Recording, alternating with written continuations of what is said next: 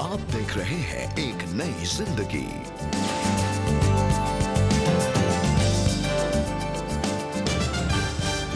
नमस्कार दोस्तों, आपका स्वागत है आज के इस कार्यक्रम में और उम्मीद हमारी यही है कि आज भी आप प्रभु से आशीष पाएंगे। जी, बिल्कुल, हमारी यही प्रार्थना है दोस्तों, आपके लिए भी और हमारे लिए भी। वेलकम टू एक नई ज़िंदगी। दोस्तों, आज हम बात कर रहे हैं पीड़ा के बारे में और आज हम बात कर रहे हैं कि कई बार हम अपने जीवन में शारीरिक दुर्बलता से, कमज़ोरी से या बीमारी से, कोई बहुत बड़ी बीमारी से हम गुज़रते हैं और ये भी एक पीड़ा का समय होता है हमारे जीवन में। ऐसे में हमारी प्रतिक्रिया क्या होनी चाहिए? इस सफ़रिंग में how should we react and what should be our thought process? Rebecca, वाकई में ये सवाल जो है हम लोग हमेशा चूझते रहते हैं, पूछते रहते हैं कि अब हम क्या करें? अब हम नया क्या करें? क्या चीज़ें करें? आई थिंक इसमें नया करने का कुछ नहीं है। It's a matter of keeping a rhythm of good habits alive. And rhythm of good habits alive का मतलब है कि हम लोग जाने कि जिस पीड़ा में हम हैं, वो एक शारीरिक पीड़ा हो सकती है, उसका इलाज भी हो सकता है, प्रभु चाहे तो उसको चंगा भी कर सकता कर है। सकते हैं, जी। फिर उसके बाद हमारी एक मेंटल या जैसे मानसिक मानसिक स्वास्थ्य। तरीके से स्वास्थ्य में भी कुछ पीड़ा हो सकती है, जिसको प्रभु जिसका इलाज कर सकता है या लोग काउंसलिंग के थ्रू हेल्प कर सकते हैं। जी, मगर सबसे अहम पीड़ा जो है, हमारे हृदय की पीड़ा है, हमारी आत्मिक पीड़ा है। अगर आत्मिक रीति से मैं और आप जागरूक नहीं हैं, अगर हम उसमें बीमार हैं, तो वहाँ पे सिर्फ़ और सिर्फ़ प्रभु ही काम कर सकते हैं। और प्रभु जब काम करते हैं, उसके बाद हमें एक कुछ हैबिट्स बनानी चाहिए रिकरिंग तरीके से कि प्रभु के कार्य के बाद, प्रभु के हस्तक्षेप के बाद, प्रभु की जागृति के बाद हमारे जीवन में, वो हैबिट्स को हम लोग चालू रखें। और ये क्या हैबिट्स हो सकती हैं? Rebecca ji, the habits could be for prayer, for reading the word, and for having godly people speak into our life. प्रार्थना, प्रभु का वचन और प्रभु के जन आपसे बातचीत करते रहें। ये 3 हैबिट्स बहुत ज़्यादा आपके लिए उपयोगी होंगी इस सीज़न में। जी हाँ दोस्तों, जब हम पीड़ा से गुज़रते हैं, चाहे वो शारीरिक दुर्बलता हो या हमारी मानसिक स्वास्थ्य शायद अच्छा ना हो या जब हम आत्मिक रूप से हम कमज़ोर हो जाते हैं, बहुत ज़रूरी है कि हम वचन को पढ़ें, प्रार्थना करें और परमेश्वर के प्रियजनों के साथ, परमेश्वर की संतान के साथ, लोगों के साथ हम फेलोशिप करें। और दोस्तों, अब हम आपके लिए लेकर आए हैं एक बहुत ही खूबसूरत सच्ची कहानी शमा लाजरस की और उनके बेटे सैम लाजरस की। आइए देखते हैं कि कैसे जब सैम अपनी पैदाइश से ही फिजिकली वो बहुत सारे चैलेंजेस से गुजर रहे थे, तब कैसे परिवार प्रार्थना में खड़ा हुआ और परिवार ने हार नहीं मानी, पर परमेश्वर से मदद के लिए पुकारा। मिलकर एक मन होकर के उन्होंने प्रार्थना की और उस प्रार्थना का क्या असर उनके जीवन में आया, आइए हम शमा से मिलकर के जानें। मैं यीशु पापा का धन्यवाद देना चाहूँगा कि उनने मुझे सही सलामत रखा। मैं आपके सामने भजन संहिता 23 बोलना चाहूँगा, यहोवा मेरा चरवाहा, मुझे कुछ घटी ना होगी। इतनी छोटी सी उम्र में इतना गहरा विश्वास, ये हैं सैमुअल लाजरस। आइए जानते हैं सैमुअल के बारे में उनकी माँ शमा लाजरस से।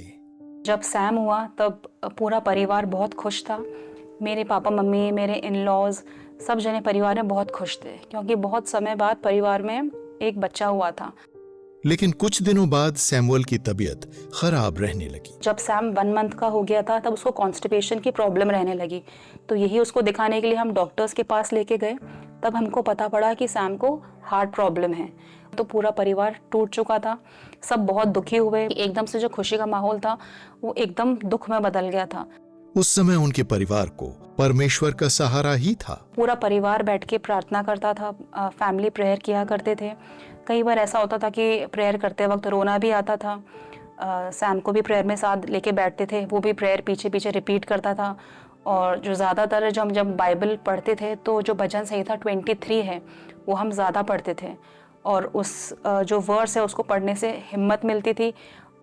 सैमुअल का चेकअप जयपुर के एक बड़े हॉस्पिटल में कराया गया। टेस्ट के बाद उनने हमको बताया कि जो सैम है उसका बाय बर्थ एक वॉल्व बना ही नहीं है, तो उसका जो गंदा और साफ खून है वो एक साथ ही मिलता था। फिर उन लोगों ने हमको बताया कि सैम की 2 सर्जरीज की जाएंगी। फर्स्ट सर्जरी तो होगी जब वो 6 या 7 मंथ्स का हो जाएगा, और सेकंड सर्जरी उसके 6 to 7 ईयर्स के अंदर की जाएगी। जब इसकी पहली सर्जरी होने वाली थी, इसको एडमिट करवाया, इसके सारे टेस्ट वगैरह किए गए। फिर टेस्ट में हमको पता पड़ा कि इसका जो ब्लड ग्रुप है वो ए नेगेटिव है। ए नेगेटिव ब्लड ग्रुप वहाँ हॉस्पिटल में था ही नहीं। हमने जयपुर में सारे हॉस्पिटल्स में कंसल्ट किया, लेकिन ए नेगेटिव ब्लड ग्रुप हमको नहीं मिला।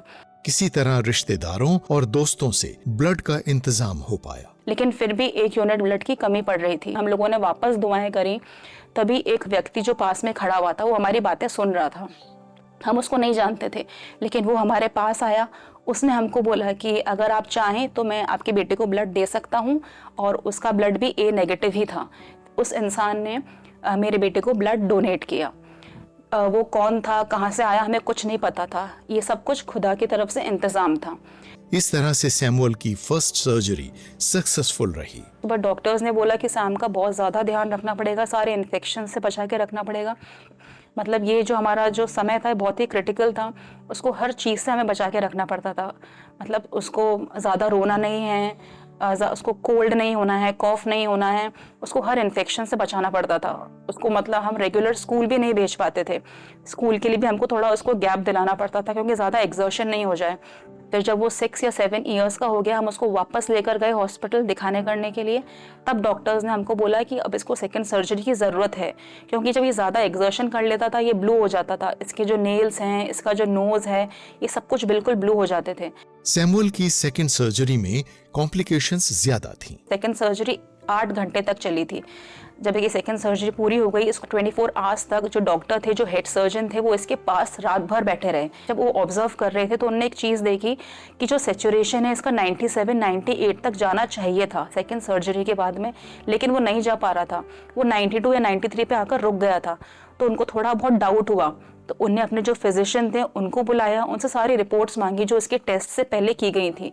उन्हें वो सारी रिपोर्ट्स को वापस स्टडी किया। तब उनको पता पड़ा कि जो सैम की जो हार्ट की बाहर की कोई एक वेन थी वो बहुत ज़्यादा प्रेस हुई थी, बहुत ज़्यादा सिकड़ी हुई थी। तो डॉक्टर ने हमको बोला कि अगर शायद वो इस चीज़ को पहले देख लेते तो शायद वो ये सर्जरी नहीं करते। लेकिन पिता परमेश्वर को ये मंजूर था कि सैम की सर्जरी हो, एक सक्सेसफुल सर्जरी हो, और उनने हमारी मदद करी, सैम की मदद करी। इस बहुत मुश्किल घड़ी से हम पूरे परिवार को बाहर निकाला। तो जब भी इसके टेस्ट होते थे, रिपोर्ट्स होती, तो उससे पहले भी हम प्रार्थना करते थे, और रिपोर्ट आने के बाद भी जो भी इसके टेस्ट होते तो उसके बाद भी हम परमेश्वर को धन्यवाद देते थे। तो हर एक चीज़ में हमने परमेश्वर को धन्यवाद दिया है, चाहे दुख की घड़ी हो चाहे खुशी की हो। थैंक यू वेरी मच शमा, आपने अपनी ये कहानी हमारे साथ शेयर की, और हम सैम से भी मिले, और हमने बहुत अच्छा लगा हमें सैम से मिलकर, और ख़ास करके जब उन्होंने भजन 23 को उन्होंने जब पढ़ा, बहुत अच्छा लगा। और we thank God for you Sam, कि परमेश्वर आपको बहुत आशीष दे, अच्छी सेहत दे, और आप बड़े होकर के परमेश्वर के नाम को ऊंचा करें। और हमने आपके परिवार के जीवन से जाना कि कैसे हमें विश्वास में दृढ़ रहना है, और विश्वास के साथ हमें प्रार्थना करनी है।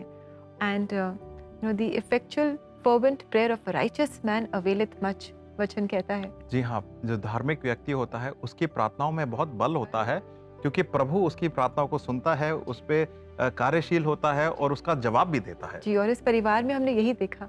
जी, इस परिवार ने वाकई में प्रभु की उपस्थिति को, अनुग्रह को महसूस करा। जी दोस्तों, आज हम बात कर रहे हैं कि जब बीमार हों तब हम क्या ऐसा करें कि प्रभु के अनुग्रह को जानें, प्रभु की उपस्थिति को जानें और चंगाई की ओर अग्रसर हों। वेल, ये बात जो मैं बता रहा हूँ आपको, एक कोई फॉर्मूला नहीं है इसके ऊपर हमें क्या करना है नहीं करना है। वचन में जाएंगे, वचन से देखते हैं कि वचन क्या दिखा रहा है। और अगर वचन से जाएंगे तो उससे पहले मैं आपको सिर्फ 2 वर्ड्स बताना चाहूँगा और उसके बाद वचन जाएंगे। पहला वर्ड है मदद और दूसरा है माफ़ी।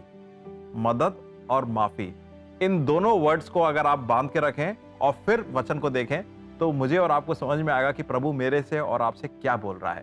तो आइए देखते हैं वचन क्या बोलता है मदद और माफ़ी के बारे में। याकूब 5:14-16, यदि तुम्हारे बीच कोई रोगी है तो उसे कलीसिया के अगुवाओं को बुलाना चाहिए कि वे उसके लिए प्रार्थना करें और उस पर प्रभु के नाम में तेल मलें। विश्वास के साथ की गई प्रार्थना से रोगी निरोग होता है और प्रभु उसे उठाकर खड़ा कर देता है। यदि उसने पाप किया है तो प्रभु उसे क्षमा कर देगा। इसलिए अपने पापों को परस्पर स्वीकार और एक दूसरे के लिए प्रार्थना करो ताकि तुम भले चंगे हो जाओ। धार्मिक व्यक्ति की प्रार्थना शक्तिशाली और प्रभावपूर्ण होती है। कितना बलशाली वचन है भाइयों बहनों।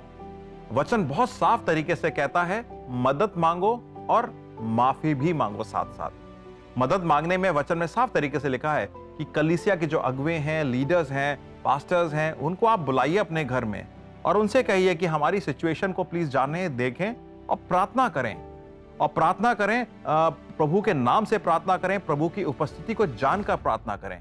और जो तेल लगाकर प्रार्थना करने की बात करी गई है, वो तेल एक जरिया है प्रभु की चंगाई का। उस तेल में कोई सामर्थ नहीं है, प्रभु में सामर्थ है।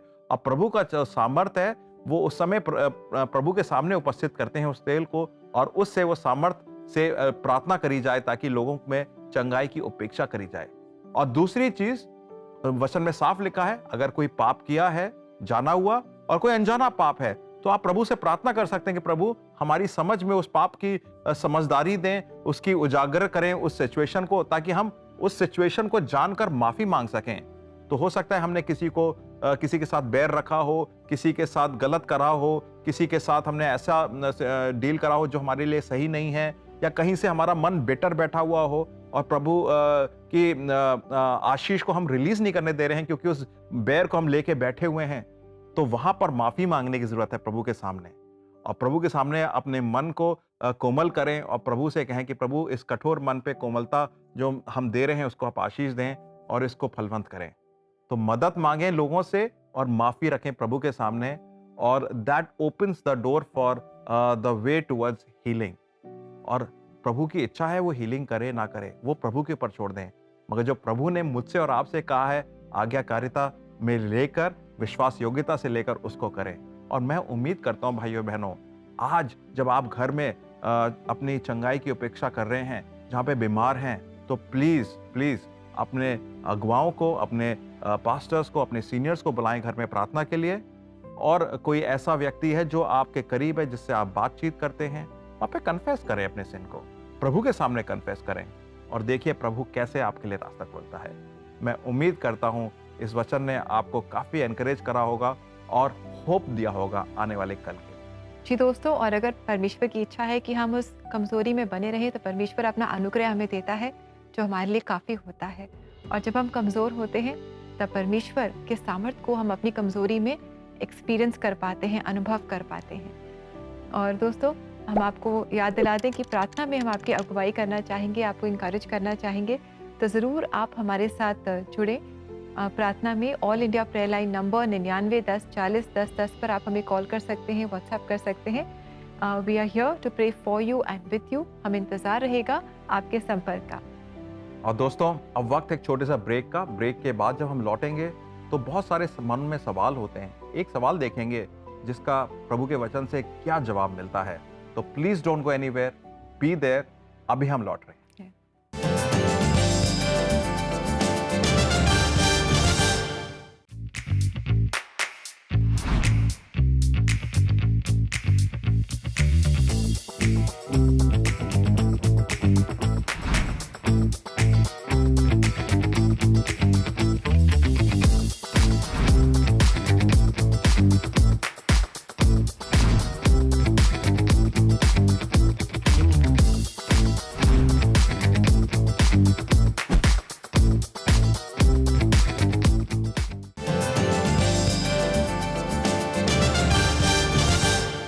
वेलकम बैक दोस्तों।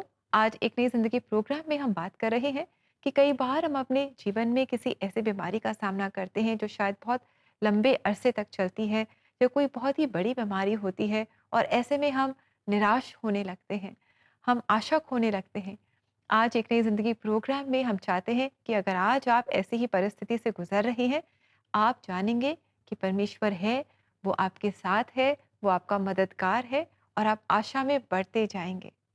जी हाँ दोस्तों, हम प्रभु की समझ में बढ़ते जाएंगे। और प्रभु की समझ के लिए बहुत सारे हमारे मन में अगर उलझने हैं, सवाल हैं, तो प्रभु के सामने लाएं और देखिए प्रभु का वचन हमें कैसे जवाब देता है। तो समय है कोई शक का।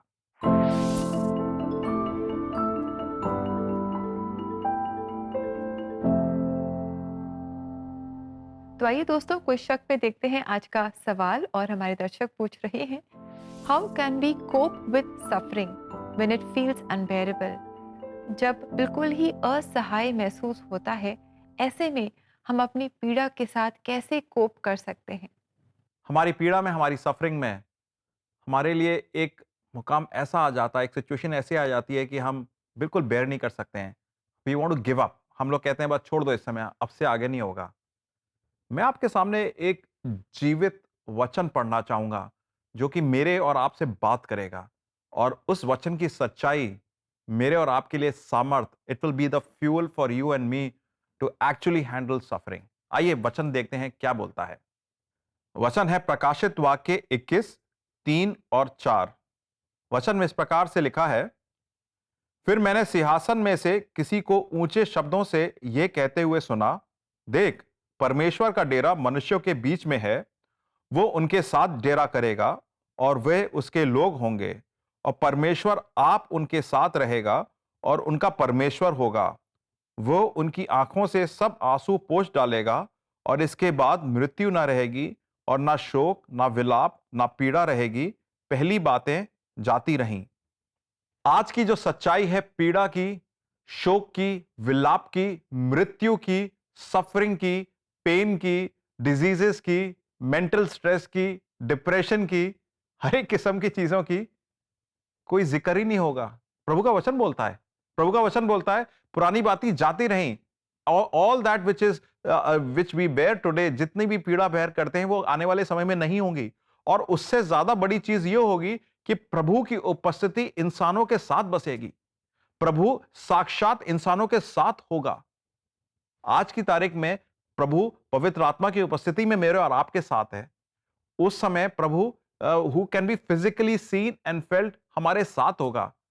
तो इससे बड़ा हमारे लिए क्या और होप हो सकता है? वो वाला दिन अगर हम याद करें जो वचन में लिखा है, अगर उस दिन को जानकर अगर आज की पीड़ा में हम सहते हैं, तो आज की पीड़ा में हमें एक नई समझ आती है, एक नया बल मिलता है। And then this suffering doesn't define our pain today, this suffering actually helps us to be hopeful. आज की पीड़ा मेरे और आपको बांधती नहीं है आज इस पेन से, इस पीड़ा से, बल्कि मुझे और आपको रिलीज करती है एक नए होप के लिए। और मैं उम्मीद करता हूं आप इस होप से जिएंगे। Yes, indeed, friends, our pain does not define us, but the love of Christ defines us. The love of God defines us. हम परमेश्वर की संतान हैं, और परमेश्वर हमारे जीवन में अलग अलग चैलेंजेस को अलाउ करते हैं, और उनमें से भी वो भलाई को ही उत्पन्न करते हैं। दोस्तों, तो हम विश्वास में आगे बढ़ते जाएं और याद रखें कि वो हमारे साथ है, हमारी पीड़ा में, हमारी बीमारी में, हमारी हर तकलीफ में वो हमारे साथ है। वो हमें कभी नहीं छोड़ेगा, कभी नहीं त्यागेगा।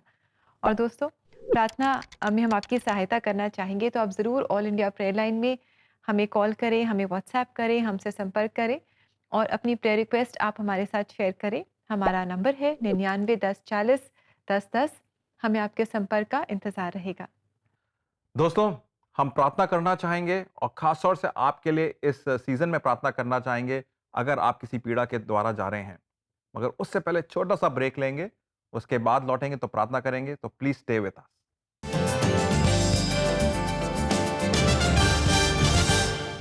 क्या आपके घरेलू रिश्तों में तनाव है? क्या आप बीमारी की जकड़ में हैं? क्या आपके बच्चे परेशान हैं, या फिर आप हो सकता है अकेलेपन से परेशान हैं? क्या आपको ऐसा लगता है कि हर बार दोष आप ही का है?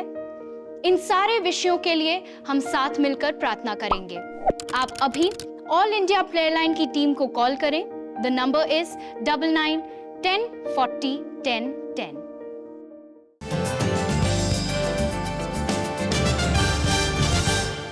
वेलकम बैक दोस्तों। आज एक नई जिंदगी प्रोग्राम में हम बात कर रहे हैं कि जब हम अपने जीवन में पीड़ा से गुजरते हैं, खास करके तब जब हम किसी बड़ी बीमारी या कोई लंबी चल रही बीमारी से गुजरते हैं, तो निराशा हमारे जीवन को पकड़ने लगती है, हमें जकड़ने लगती है।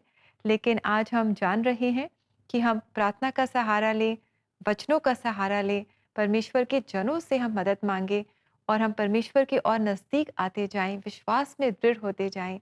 और जब हम ऐसा करते हैं, जब हम विश्वास में दृढ़ होते जाते हैं और विश्वास के साथ जब हम प्रार्थना करते हैं, तो हम अपने जीवन में बहुत सारे बदलावों को देखते हैं। और बदलाव इस प्रकार से आते हैं कि जो कि अंदरूनी तौर से प्रभु बदलाव लाता है, ना कि हमारे पेरिफेरल या दिखावटी बदलाव। क्योंकि वो बदलाव तो टेम्पररी हैं, किसी दिन खत्म हो जाएँगे, मगर प्रभु का बदलाव हमेशा बना रहेगा और वो उस पर एक के बाद एक अच्छा बदलाव होता जाएगा, जिस प्रभु की प्रतिमा में हमें ले जाएगा, फलदायक बदलाव होगा। जी, बिल्कुल। और फिर हम अपनी जो बीमारी है या जो भी हमारी कमी-घटी है हमारे शरीर में, उसको हम एक अलग नज़रिए से देखने लगते हैं। हम परमेश्वर के नज़रिए से देखने लगते हैं और फिर हम जान पाते हैं कि चाहे हम कमज़ोर हैं, पर परमेश्वर का सामर्थ्य हमारे जीवन में है और वो हमारी मदद करता है कि हम आगे बढ़ें और परमेश्वर का नाम, हमारी उस कमज़ोरी के द्वारा भी परमेश्वर का नाम ऊँचा होता है। दोस्तों, वाक़ई में प्रभु का नाम ऊँचा करें और इस समय हम प्रार्थनाओं में जाएँ। ख़ास तौर से वो वाली प्रार्थनाएँ जिसमें हम प्रभु से स्पेसिफ़िकली चंगाइयों की उपेक्षा करें। फ़िज़िकल चंगाइयों की, मानसिक रीति से चंगाइयों की और इवन उन चंगाइयों की या एक तरह से बिल्कुल पुनरुत्थान की हमारी आत्मिक समझ की कि हम जब प्रभु को नहीं जानते थे तो प्रभु को जानने लग गए। मगर ये जानिए भाई और बहनों प्रार्थनाओं से पहले कि प्रभु की इच्छा के अनुसार चंगाई होती है, ना कि हम प्रभु को कहें कि अभी आप ऐसा करो, अभी वैसा करो। जो प्रभु की इच्छा है, वो हमारे लिए आदरणीय रूप से हमें एक्सेप्टेबल होनी चाहिए और उस हिसाब से हम प्रभु से ग्रेटफुल बने रहें, जो भी हमारी ज़िंदगी में करते हैं। मगर हम तो अपेक्षा करेंगे प्रभु की पूर्णता की चंगाई के लिए। तो आइए हम प्रार्थना करते हैं। परमेश्वर धन्यवाद देते हैं आपको खास तौर से इस प्रार्थना के माध्यम का कि आप हमें एक मौका देते हैं कि हम आपसे प्रार्थना कर सकें। और प्रभु जो आपका याकूब 5 में वचन दिया गया है कि धार्मिक व्यक्तियों की प्रार्थनाओं से बहुत सामर्थ्य कार्य होते हैं, खास तौर से चंगाइयों के कार्य होते हैं, अंगीकार माफ़ी मांगने के बाद काफ़ी सारी चीज़ें खुलती हैं, हमारे मनों में जो बंद बैठी हैं या हमने अपने आप को बांध रखा है। और हम प्रार्थना भी करते हैं कि हम अगुओं को बुलाकर घर में प्रार्थना कर सकें, जो हमारे लिए खास तौर से प्रभु से इंटरसीड करें, तेल लगा के प्रभु की चंगाई आए। तो मैं प्रार्थना करता हूँ मालिक कि हमारे बहुत सारे भाई बहन इस समय शारीरिक रीति से बीमार होंगे। आप उनको अपनी दया दृष्टि और अपने पाक और चंगाई से पूर्ण हाथ को उनके शरीरों को स्पर्श दें प्रभु जी और चंगा करें यीशु नासरी के नाम में। प्रभु जी मैं प्रार्थना करता हूँ कि बहुत सारे भाई बहन मानसिक रीति से नासमझी में होंगे और हो सकता है कि इस समय उनके मानसिक रीति से थोड़ी सी चंगाई तो उनको दर्द हो, तकलीफ हो, आप उनको मानसिक रीति से चंगा करें प्रभु जी। मैं प्रार्थना करता हूं प्रभु जी, आत्मिक रीति से बहुत सारे लोग होंगे जो बिल्कुल नहीं समझते होंगे आपकी उपस्थिति को, ना जानते होंगे, नकारते भी होंगे। प्रभु वहां पर भी आप उलट फेर करें उनके मनों में, शरीरों में, मगर आत्मिक रीति से उन्हें जगाएं प्रभु जी, वो आपकी उपस्थिति को जान सकें, उसको आदर्य रूप से ग्रहण कर सके प्रभु जी। मैं प्रार्थना करता हूं इन प्रार्थनाओं को स्वीकार करें मालिक, और प्रभु यीशु मसीह की जय हो हर एक जिंदगी में मालिक जो ये सुनता है। यीशु मसीह के नाम से मांगते हैं, आमीन। आमीन। प्रिय भाइयों बहनों, ये जाने कि प्रभु से हम प्रार्थना कर सकते हैं, प्रभु से अपेक्षा कर सकते हैं चंगाई के लिए। प्रभु की इच्छा के अधीन रहें और प्रभु की इच्छा के अधीनता में ही ग्रेटफुल बने रहें और देखिए प्रभु आपके लिए क्या करते हैं। जी, बिल्कुल दोस्तों। और आइए इस समय हम देखें कि आज परमेश्वर अपने जीवित वचन के द्वारा हमें कैसे सामर्थ प्रदान कर रहे हैं। परंतु जो यहोवा की बाट जोते हैं वे नया बल प्राप्त करते जाएंगे, वे उकाबों की नाई उड़ेंगे,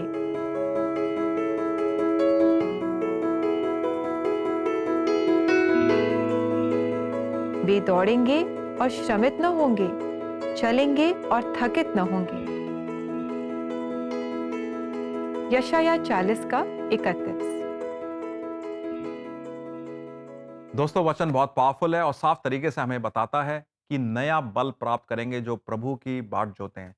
जो लोग प्रभु का इंतजार करते हैं अपनी जिंदगी में, प्रभु पे बने रहते हैं, they will move with the strength of the Lord, not of the world. And मैं यही उम्मीद करता हूं कि आज के इस कार्यक्रम में आप प्रभु का बल प्राप्त करें, ना कि दुनिया का, ना कि अपना, ना कि अपने एक्सपीरियंसेस का, मगर प्रभु का बल। और देखिए प्रभु कहाँ लेके जाता है आपको। जी और दोस्तों, इसी के साथ समय आ गया है कि हम लेंगे आपसे इजाज़त और आशा करते हैं कि आज के प्रोग्राम से आपने बहुत आशीष पाई है। चाहते-चाहते भी हम इस गीत के द्वारा आशीष पाएँगे, तो आप इस गीत को सुनें और हम आपसे मुलाकात करेंगे कल हमारे रीजनल फोकस एपिसोड में। Until then, have a lovely blessed day and may God bless you. नमस्कार।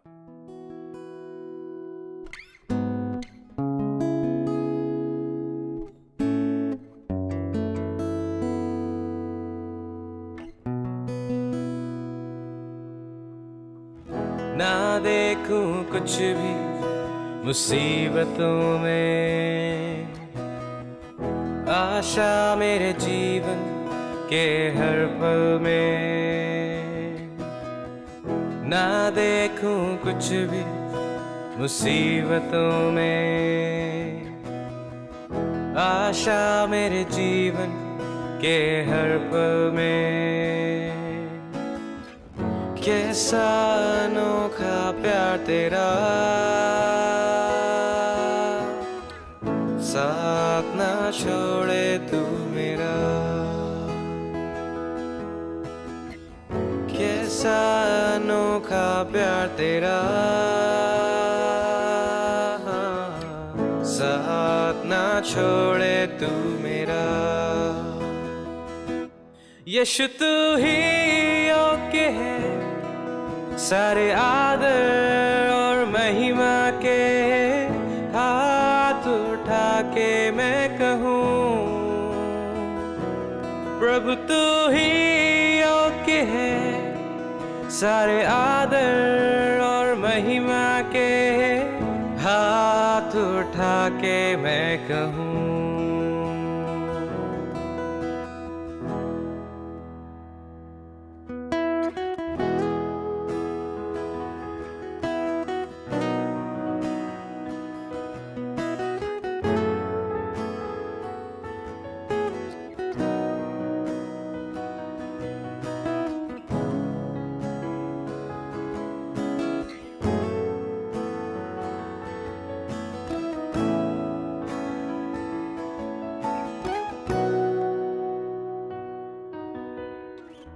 तेरे चरणों में मैं बैठा रहूं, तेरी बातें मैं सुनता रहूं। यीशु तेरे पीछे मैं चलना चाहूं। तेरे चरणों में मैं बैठा रहूं, तेरी बातें मैं सुनता रहूं। यीशु तेरे पीछे मैं चलना चाहूं। तेरी ही तरह मैं बनना चाहूँ, तेरे ही हाथों में रहना चाहूँ। तेरी ही तरह मैं बनना चाहूँ, तेरे ही हाथों में रहना चाहूँ। यीशु तू ही योग्य है सारे आदर और महिमा के। हाथ उठा के मैं कहूँ, प्रभु तू ही योग्य है सारे आदर और महिमा के। हाथ उठा के मैं कहूँ, यीशु तू ही योग्य है सारे आदर और महिमा के। हाथ उठा के मैं कहूँ, कैसा अनोखा प्यार तेरा, साथ ना छोड़े तू मेरा। कैसा अनोखा प्यार तेरा।